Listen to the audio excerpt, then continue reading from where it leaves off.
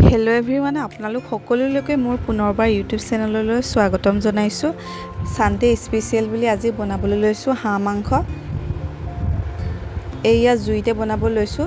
প্ৰথমতে সকলোবোৰ ৰেডি কৰি ল'লোঁ। কেৰাহী গৰম হোৱাত এয়া মিঠাতেল দি লৈছোঁ। তাৰপিছত প্ৰথমতে আলুখিনি ফ্ৰাই কৰি লৈছোঁ, তেতিয়া চব্জিখন খাবলৈ বেছি সোৱাদ হয়। আলুখিনি তেতিয়া ভাঙি নাযায়।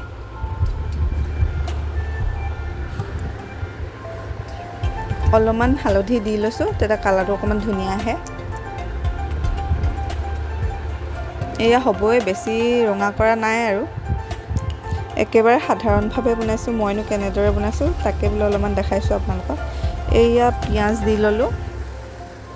পিঁয়াজখিনি ভালদৰে ভাজি ল'ম এতিয়া।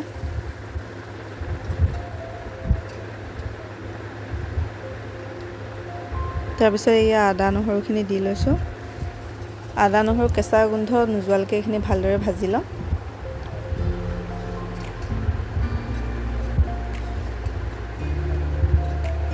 এতিয়া যিহেতু ভজা হৈয়ে গৈছে, এতিয়া আমি মাংসখিনি দি ল'ম। মাংসখিনি আগদিনাখন মই অলপমান ফ্ৰাই কৰি ৰাখিছিলোঁ, তেতিয়া মাংসটো নুগোন্ধায়। যিহেতু অলপ ভজা হৈ আছে, বেছি নাভাজিলেও হ'ব। এয়া ভালদৰে ভাজি লৈছোঁ।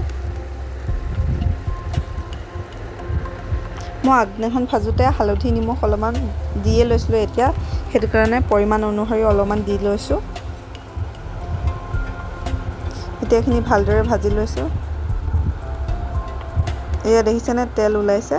ইয়াতে ছানৰাইজ মিট মছলা অলপমান দি লৈছোঁ। বেছি মছলা দিলে চব্জিখন ভাল নালাগে, সেইটো কাৰণে একেবাৰে সাধাৰণকৈ বনাইছোঁ। এতিয়া যিহেতু ফ্ৰাই হৈ গৈছে, এতিয়া আলুখিনিও দি লৈছোঁ ফ্ৰাই কৰি লোৱা। এইখিনি এতিয়া ভালদৰে লৰাই অলপমান দেৰি সিজিবলৈ দিম।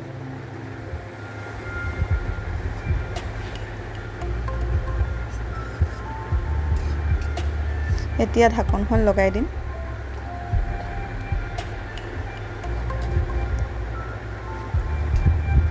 এয়া যিহেতু মাংসখিনি প্ৰায় সিজিছে, এতিয়া আমি গৰম পানী দি দিম আৰু।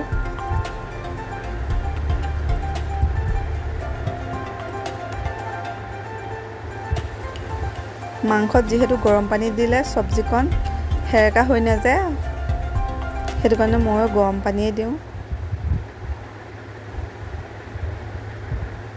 এয়া যিহেতু উতলিলে, এতিয়া অলপমান ঢাকি দিম।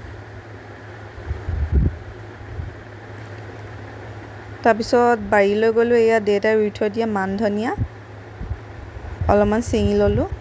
আপোনালোকে কি বুলি কয় জনাবচোন, নগা ধনিয়া কয় নে মান ধনিয়া কয়? আমাৰ ফালে মান ধনিয়া কয়, নগা ধনিয়াও কয় বাৰু। অলপ অলপকৈ খাব পৰা হৈছে আৰু ঘৰতে যিহেতু। এয়া ভালদৰে ধুই ল'লোঁ।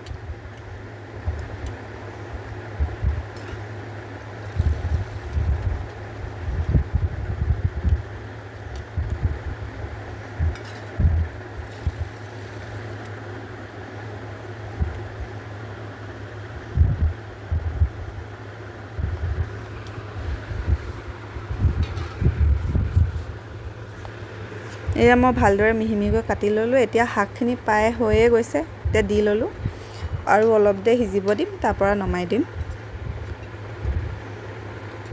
কেতিয়াবা এনেদৰে চিম্পুলকৈ বনাই খায়ো ভাল লাগে।